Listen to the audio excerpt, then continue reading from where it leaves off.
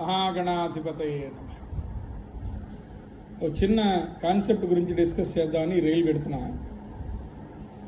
Complementary angles, supplementary angles. జనరల్గా mathematics టీచర్స్కి ఇది అనుభవంలో ఉంటుంది.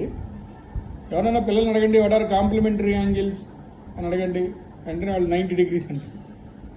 సప్లిమెంటరీ అంటే 180 అంటారు ఎవరైనా జనరల్గా. ఏమిట్రా 190, ఏమిట్రా 180 అంటే ఏం చెప్పరు, సమాధానం చెప్పరు. బహుశా ఇది మన మ్యాథమెటిక్స్ టీచర్స్ క్రియేట్ చేసిన కన్ఫ్యూజన్ అనుకుంటా. Sum of any two angles is 90, then they are called complementary angles. And sum of any two angles is 180, they are called supplementary. So వాళ్ళకి కొంచెం క్లారిటీ ఇవ్వండి అండి. వాళ్ళు ఏమో అడిగితే 90 అంటారు, లేదా 180 అంటారు. ఏమిట్రా 180 అని అడిగామనుకోండి, తెల్లమొహాలే, మీకు సమాధానం ఏమి ఉండదు. 180 ఏమిట్రా అంటే సప్లిమెంటరీ సార్ అంటే ఏమిటి, సప్లిమెంటరీ అంటే ఏమిటి, 180 180 degrees అంటే సప్లిమెంటరీ కదా, దాన్ని స్ట్రైట్ యాంగిల్ అంటాం కదా, అంతే కదా.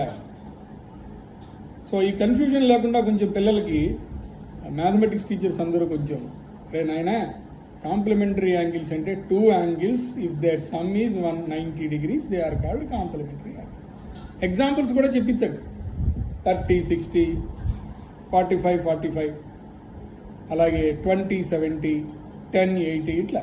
అలాగే సప్లిమెంటరీ యాంగిల్స్ అంటే sum of any two angles is 180, they are called supplementary angles. వాళ్ళ చేత ఎగ్జాంపుల్స్ చెప్పించాడు.